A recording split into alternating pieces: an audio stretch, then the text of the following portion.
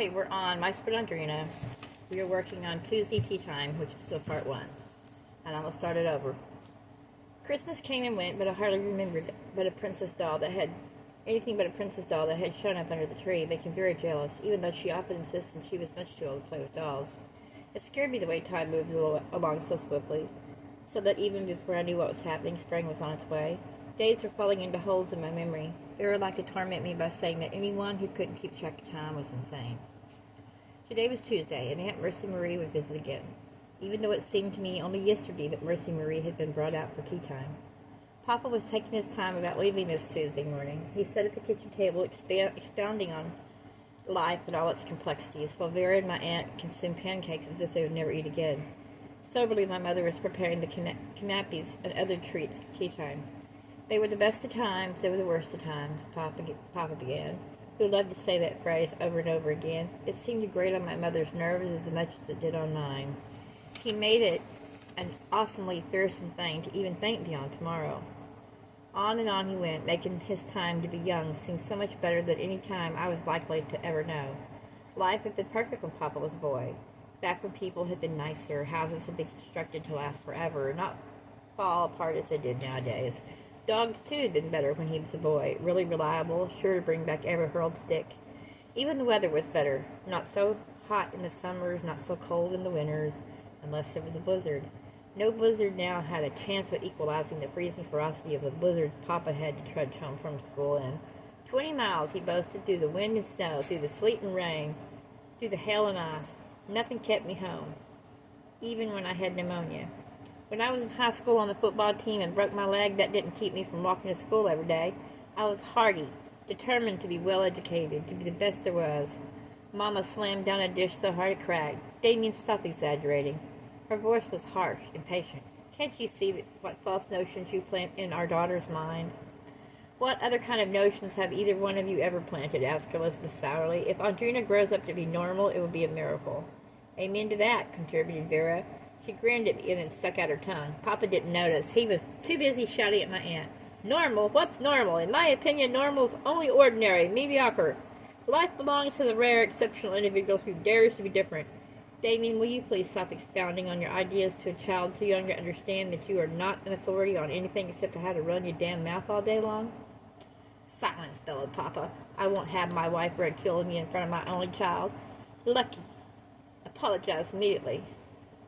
Why was Aunt Elizabeth smirking? It was my secret belief that my aunt loved to hear my parents argue. Vera made some gagging noise, and then with a great deal of difficulty rose to her feet and limped toward the front hall. Soon she'd be boarding the school bus. I'd sell my soul to ride on like every other child who wasn't as special as I was. Instead, I had to stay home, lonely for playmates, with the kind of adults who filled my head with hodgepodge notions and then stirred them up with a witch's stick of contradictions. No wonder I didn't know who I was, or which day of the week, month, or even year it was. I didn't have any best or worst times. I lived, it seemed to me, in a theater, with the exception being the actors on stage were my family members, and I, too, had a role in the play, only I didn't know what it was. All of a sudden, for no reason at all, I was looking around the kitchen and remembering a large orange cat who used to sleep near the old cast-iron stove. I wish Tweedledee would come home, I said wistfully. I'm even lonelier since my cat went away. Papa jolted. Mama stared at me. Why, Tweedledee's been gone for a long, long time, Audrina. Her voice sounded strained and worried. Oh, yes, I said quickly. I know that, but I want him to come home. Papa, you didn't take him to the city pound, did you? You wouldn't put my cat to sleep, would you, just because he makes you sneeze? He threw me a worried look, then forced a smile. No, Audrina, I do the best I can to cater to all of your needs, and if that cat had wanted to stay and make me sneeze myself to death, I would have suffered on in silence for your sake. Suffered, but not in silence, muttered my aunt. I watched my parents embrace and kiss before Papa headed for the garage. Have a good time at your tea party, he called back to Mama, though I wish to heaven you'd let Mercy Marie stay dead. What we need is someone to live in that empty cottage we own. Then you'd have a nice neighbor woman who'd invite you to your teas. Damien, called Mama sweetly, you go out and have your fun, don't you?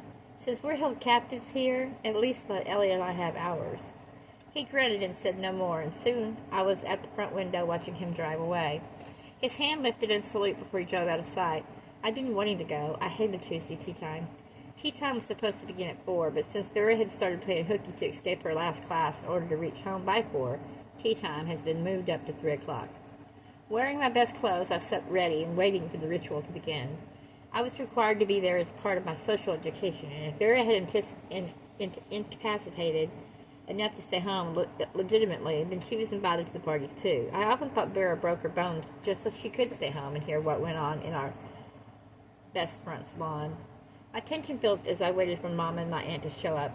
First came Mama, dressed in her prettiest afternoon gown, a soft flowing wool crepe of a pretty coral color, with piping of violet to match her eye color.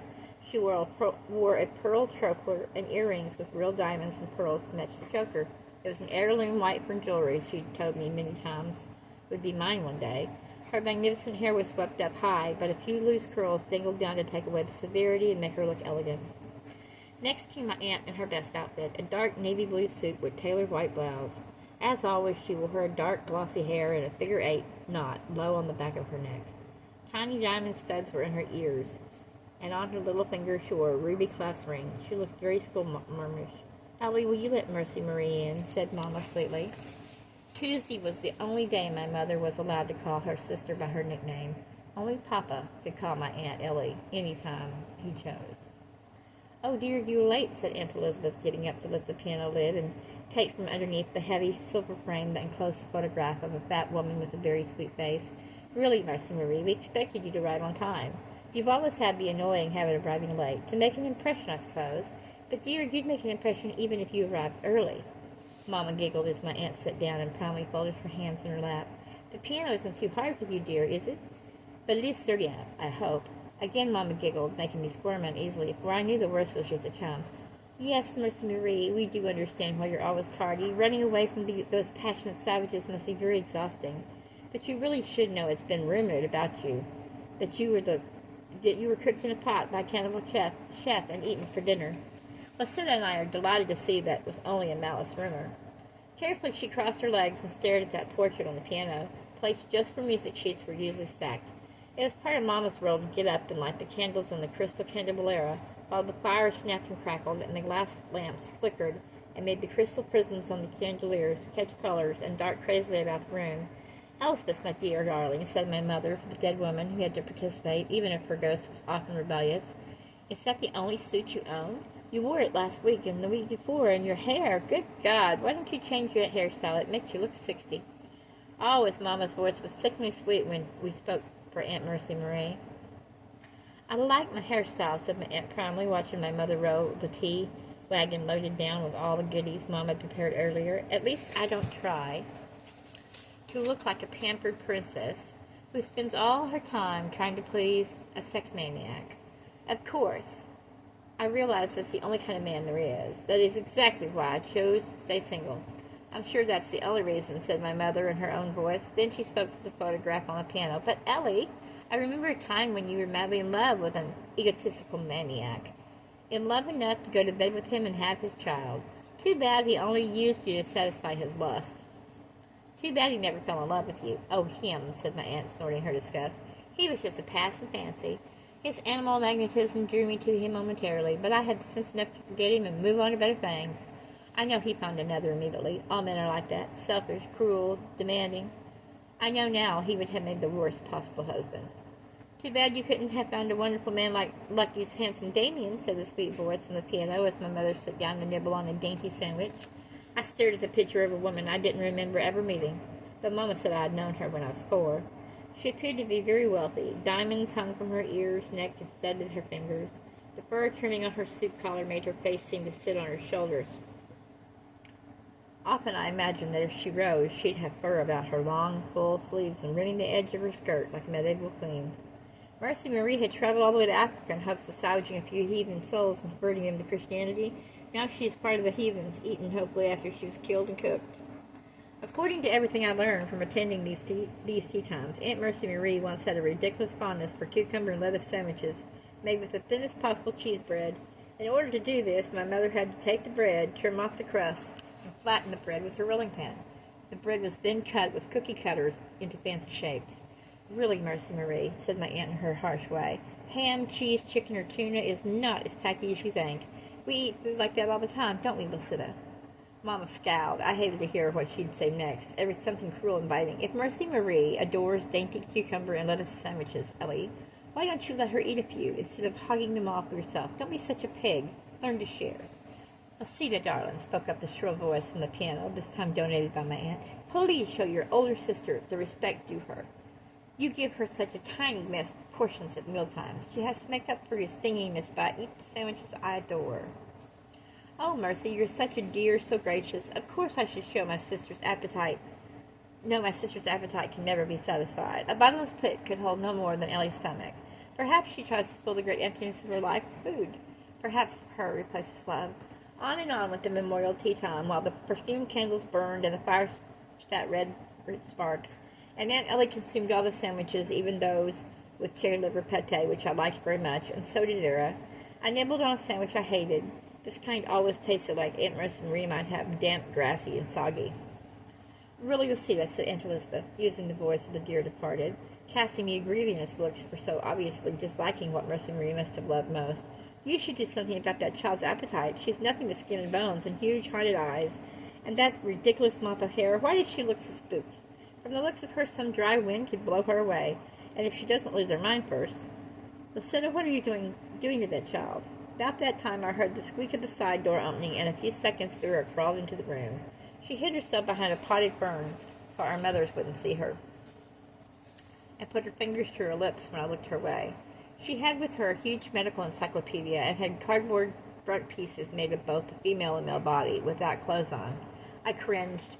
Behind me, Vera giggled. I shrank into that small hiding place in my brain where I could feel safe and unafraid. But that place felt like a cage. I always felt caged when Aunt Mercy Marie's spiteful ghost came to our front salon. She was dead and unreal, but somehow or another she still made me feel like a shadow without substance. Not real in the same way other girls were real. My hand fluttered nervously to feel my haunted eyes, to touch my gaunt cheeks, for sooner or later she'd get around to mentioning those things too. Mercy, spoke my mother chasteningly, how can you be so sensitive in front of my daughter?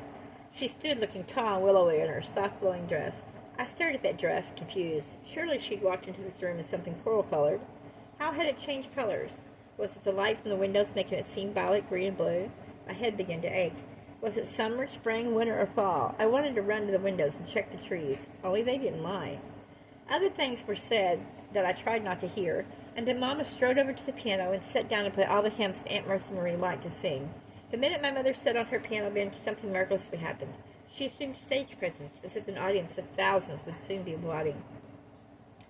Her long, elegant fingers hovered over the keys dramatically, then down they came, banging out a commanding chord to demand our attention. Rock of Ages, she played, and then she was singing so beautiful and sadly that I wanted to cry. My aunt began to sing, too, but I couldn't join in. Something inside me was screaming. All this was false. God wasn't up there. He hadn't come when she needed him. He never had, and he never would. Mama saw my tears and abruptly changed pace. This time her hand was placed in a rock style that bounced the room. Won't you come to the church in the wildwood? Won't you come to the church in the vale? She sang, rocking from side to side, making her breast jiggle. My aunt began to eat cake again. Discouraged, my mother left the piano and sat on the sofa. Mama, I asked in a small voice, what's a veil? Lucetta, why don't you teach your child something of value? Asked that merciless woman on the piano. With my head whipped around, trying to catch Aunt Elizabeth talking, she was sipping hot tea, which I knew was heavily laced with bourbon, just as Mama's tea was. Maybe it was the liquor that made them so cruel. I didn't know if they had liked Aunt Mercy Marie when she was alive, or if they had despised her. I knew they liked to mock the way that they thought she'd been killed, as if they couldn't quite believe Papa, who had explained to me more than once that Aunt Mercy Marie might very well be alive, and the wife of some African chaton.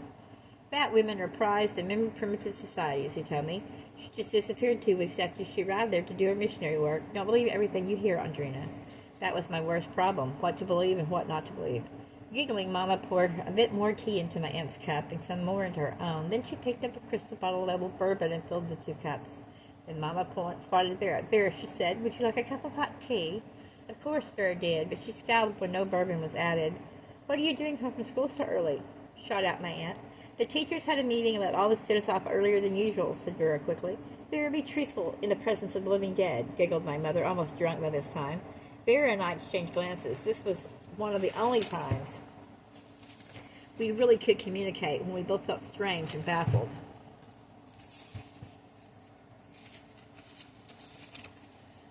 "What do you do for amusement, Ellie?" asked my mother in that high-pitched, cheery voice used for Aunt Mercy Marie. "Certainly you must get bored, too, once in a while, living way out in the sticks, having no friends.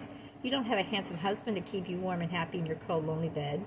"Really, Mercy," responded my aunt, "how could I possibly be bored when I live with such fascinating people as my sister and her stockbroker husband, who both adore fighting in their bedrooms so much one of them screams?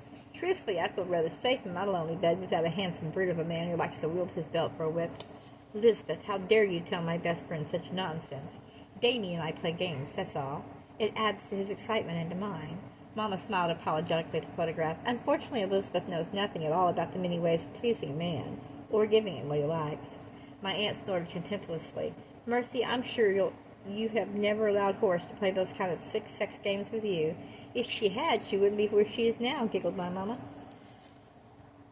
Vera's eyes were white as mine. We both sat silent and motionless. I was sure both of them had forgotten we were there. "Really, Mercy Marie, you do have to forgive my sister, who's a bit drunk. As I was saying a moment ago, I do live with such fascinating people. There is never a dull moment.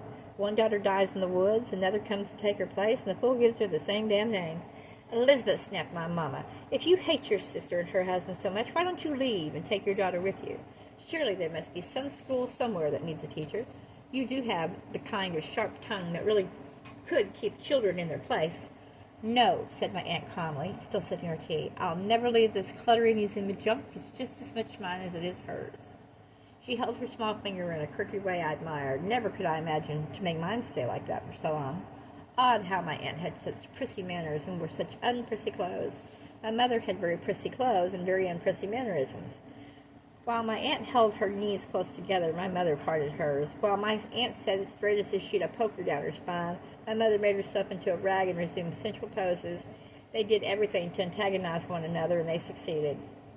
During tea time, I never contributed anything unless it was demanded of me, and Vera usually stayed just as quiet, hoping to hear some more secrets. Vera had crawled around in the back of the sofa, and there she sat with her lame legs stretched out, her other pulled up to her chin, as she slowly leafed through that illustrated medical book that showed human anatomy. Just beneath the front cover was the cardboard man of many thick paper layers. In the front one, he was just naked. When that cut-out man was turned over, he was shown with all his arteries printed red, his veins blue. Beneath that colorful plate was another man with all his vital organs showing. The last plate showed the skeleton, which didn't interest Vera at all. There was also a naked woman who could be viewed inside out too, but she never held much interest for Vera. Long ago, she had pulled the fetus from the womb, and in her schoolbook she used that tabbed baby for a bookmark. Bit by bit, Vera began taking the naked man apart, untabbing his numbered paper parts and studying them closely. Each organ could be fitted back into the proper position, where the tabs were stuck through the right numbered slots. In her left hand, she clutched his male parts, even as she plucked out his heart and his liver, turning them over and over in her hand. Before she again took that cardboard thing from her left hand and examined it in great detail. How strangely men were made, I thought, as she put the man back together and he came out right. Then she started again to take him apart. I turned my eyes away. But by this time, both my mother and Elizabeth were more than a bit drunk. Is anything as wonderful as she thought it would be? Wistfully, Mama met my eyes, my aunt's softened gaze. I still love Damien, even if he hasn't lived up to his promises. Maybe I was only fooling myself anyway, thinking I was really good enough to be a concert pianist. Maybe I married to keep from finding out just how mediocre I really was. Lucilla, I don't believe that, said my aunt. You are a very gifted pianist, and you knew it as well as I do. You just let that man of yours put doubts in your head. How many times has Damien soothed you by saying you wouldn't have succeeded if you had gone on? Lots and lots and lots of times, chanted my mother, in a silly, drunken way that made me want to cry. Don't talk to me about it anymore, Ellie. It makes me feel so sorry for myself. Mr. Johnson would be so disappointed in me. I hope he's dead and never found out I amounted to nothing. Did you love him, Lucilla? My aunt asked in a kindly way. I perked up. Vera looked up from her play with the gross, naked man whose heart she was squeezing in her hand.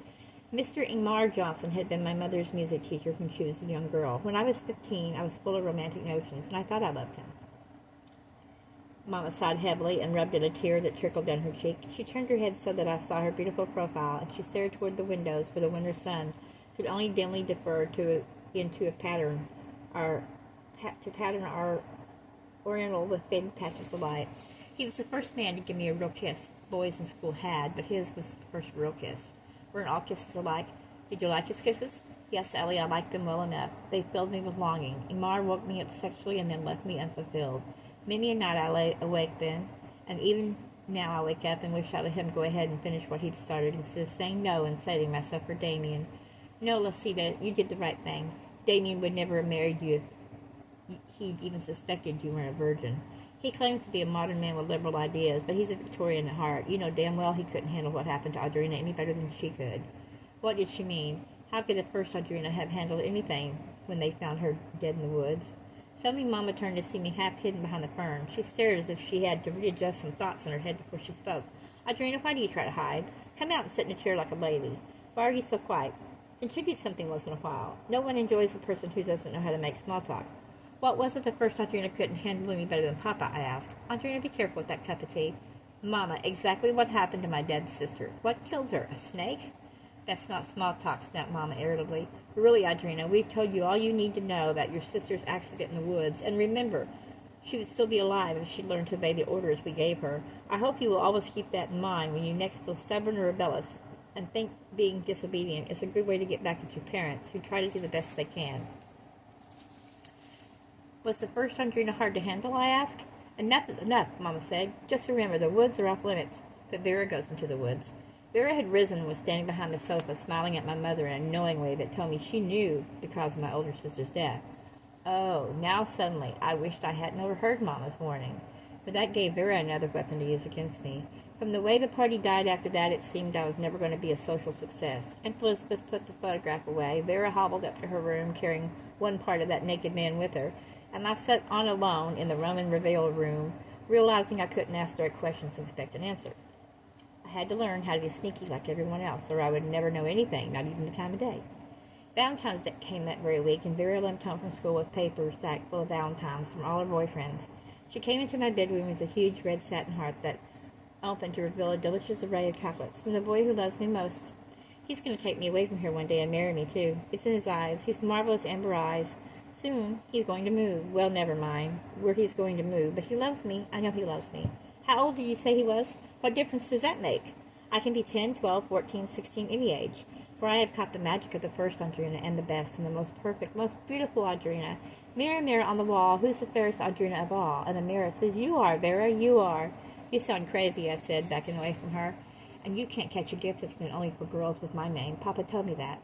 Oh, Papa would tell you anything, and you'd be stupid enough to believe it.